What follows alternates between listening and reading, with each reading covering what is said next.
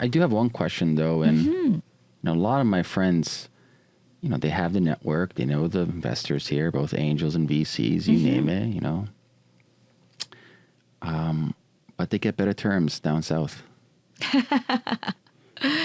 Yeah, I know what you mean. They get better terms. I don't blame them. You know, founder wants better terms. But at the same time, you know, the way that I looked at it is that there, you know, there's always a two side of a story. I just found that, you know, the Valley, they certainly have a lot more capital, you know, from just the economy perspective. Yeah, they've been longer. They've been longer. Yeah. They, you know, so for them to actually, you know, bet on terms and things like that, it's great. But I think what it comes down to is that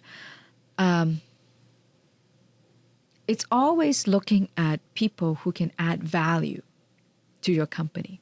Yeah, you don't want dumb money, you want smart money. Right. So sometimes I just feel that, you know, obviously if they can find better partners, you know, they feel that, you know, the people, you know, they are raising money from have the experience or expertise can help them.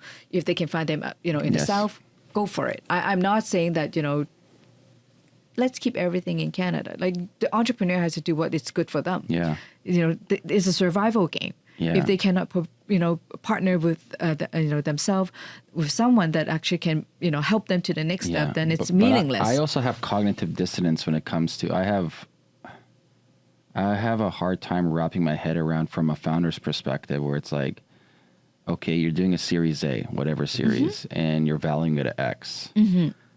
The amount of value you got to return for that valuation is ridiculous. And for me, I'm like, is that company really worth that much? That's exactly my point. Really? This is exactly my point, you know, that I was trying to get to. Valuation, good terms, I think everybody wants. But usually what I recommend entrepreneur is to think 3 rounds ahead.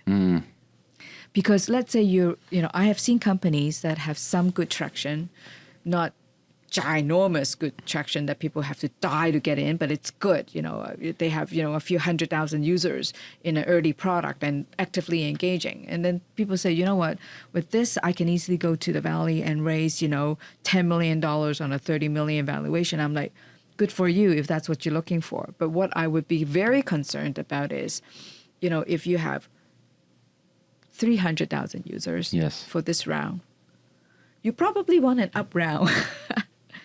You know, next time. Yes. You're already at 30 in valuation. You probably want to be at 50.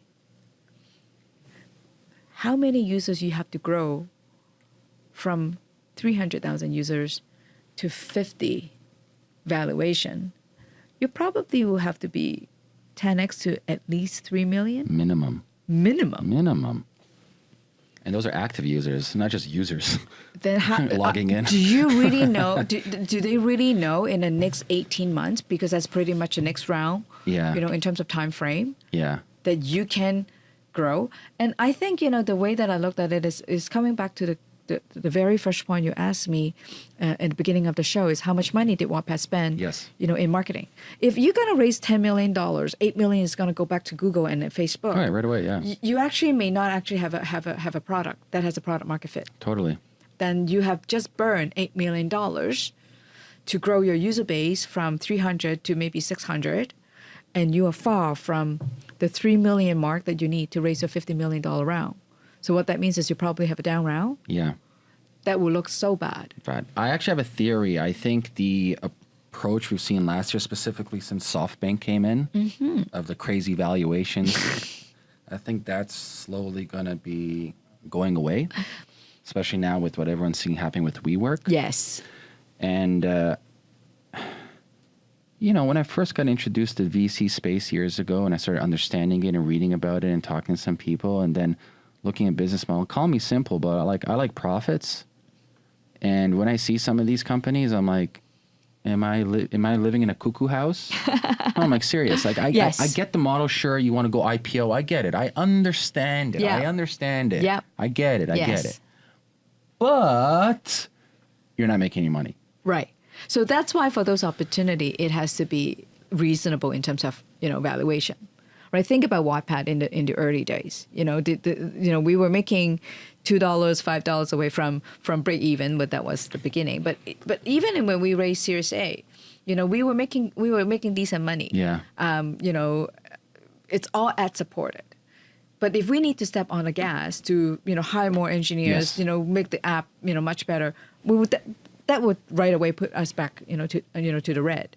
So we do actually need that kind of capital infusion to scale the company. Mm-hmm. But you're right, it's not sustainable to continue to be on the red for like God knows how many years, right?